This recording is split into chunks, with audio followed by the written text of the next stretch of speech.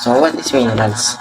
So minerals are solid and organic substances that form crystals and are classified depending on how much they need.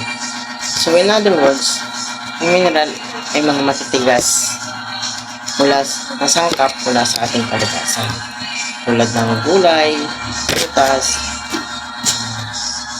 meat na kailangan natin para tayo mabuhay sa araw-araw or manatili tayong malusog. And naka-classify din siya kung gaano karaming minerals ang kailangan ng ating katawan. Katulad ng trace na mas kailangan lang natin ng or nire-required na konti lamang na dami or miligram na dapat nating kainin or pasok sa ating katawan tulad ng molybdenum, selenium, zinc, and iron. And macrominerals na kailangan naman natin ng mas madami to have a balanced and healthy body. So, many minerals are critical for enzyme function. And nakakatulong din to sa ating muscle at sa pagpapatibay ng ating immune system para sa malabanan ng iba't ibang sakit tulad ng cancer. Punta naman tayo sa minerals figure function. So sa macro, meron tayong sodium na nakakatulong sa fluid balance, nerve transmission, muscle contraction. Ang chloride naman is fluid balance, stomach acid production. Sa potassium, fluid balance, nerve transmission, muscle contraction. Sa calcium naman is bone and teeth health maintenance, nerve transmission, muscle contraction, and blood clotting. Phosphorus, bone and teeth maintenance, acid-base balance. Sa magnesium, protein production, nerve transmission, and muscle production. And the last is sulfur, protein production.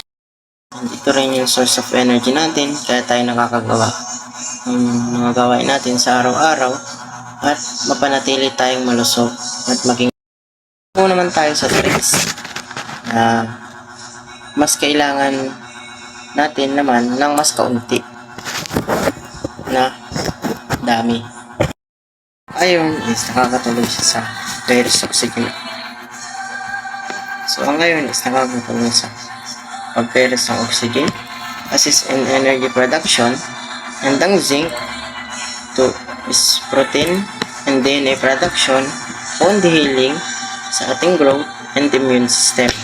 Ang iodine naman is thyroid hormone production, growth metabolism, and ang selenium is antioxidant.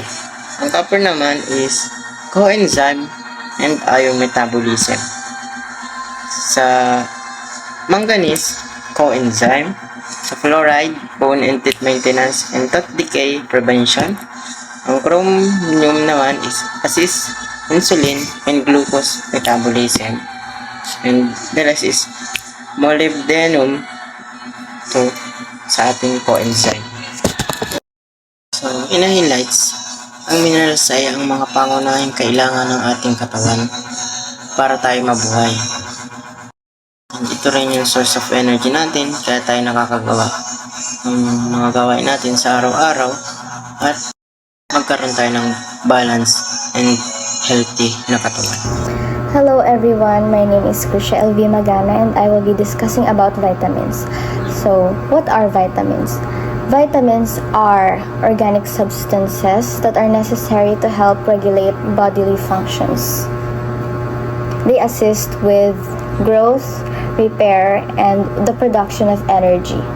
Some of these vitamins, like folate and cobalamin, help with the production of red blood cells, and they are mostly found on dark leafy green vegetables, meat, fish, eggs, and other dairy products. Meron din tayong vitamins katulad ng vitamin K2 and vitamin D3, which is usually found in fatty fish, beef, liver, egg yolks, and other fermented foods, and they help with synthesizing the bone tissue. And Siguro marami naman sa atin nakakaalam na ang vitamin A na usually natatagpuan natin sa carrots, tsaka sa sweet potatoes, sa kalabasa, sa liver, tsaka sa spinach, ay nakakatulong sa vision natin sa mata. Meron din sa nervous system and immune system, which is the thiamine, vitamin B1, which can be found in whole grains and pork, and pyridoxine, vitamin B6, which can be found in banana, chicken, and potatoes. Dun tayo sa water-soluble vitamins. These are the vitamins or the nutrients that can easily be dissolved in water. Katulad ng thiamine or vitamin B1, riboflavin, vitamin B2, niacin, vitamin B3, and pantothenic acid, which is vitamin B5, and they help with energy metabolism. And ito yung process ng body na pag-convert ng nutrients na na-absorb sa food into energy and growth and sa repair ng mga tissue. Ang sunod natin is the pyridoxine or vitamin B6. It assists with amino acid synthesis. And amino acid is essential din sa body natin. Biotin, vitamin B7, also assist with the production of amino acid and fatty acid metabolism. Vitamin B9 or folate helps with the growth. Vitamin B12 or cobalamin is nakakatulong siya sa pag-produce ng mga red blood cells. Ito din yung matatagpuan natin sa mga blood supplements katulad ng sangobion. And the last is vitamin C or ascorbic acid. It helps with the production of collagen and it is also an antioxidant. Dito naman tayo sa fat-soluble vitamins. What are fat-soluble vitamins? Fat-soluble vitamins are nutrients that dissolve in fat and are stored in your body's fatty tissues and liver. It doesn't need to be replenished daily and it can accumulate over time. Ito daw yung mga vitamins na or nutrients na nakastore sa mga fats natin. At ang mga fat-soluble vitamins are vitamin A, which, as mentioned kanina, helps with vision and the immune system and also reproduction. Vitamin D, which helps with bone and teeth health maintenance and immune system function. Itong vitamin D, actually, we can synthesize it. We absorb or obtain vitamin D through sun exposure. And it helps with our immune system. Kaya maraming tao ang nagjo-jogging sa umaga kasi yung sunlight sa umaga yung pinaka safest or yan din yung pinaka magandang panahon or time para maka-absorb tayo ng vitamin D.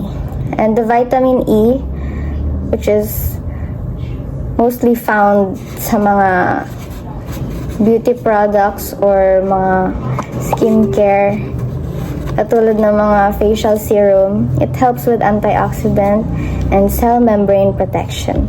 The last is vitamin K for bone and teeth health maintenance and to prevent blood clotting. So, alam naman natin na ang vitamins is important para sa katawan natin kasi tumutulong siya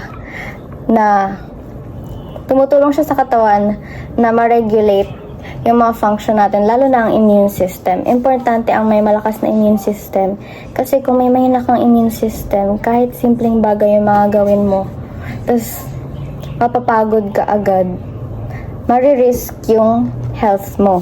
So, yun lang po. Thank you for listening. Bye-bye.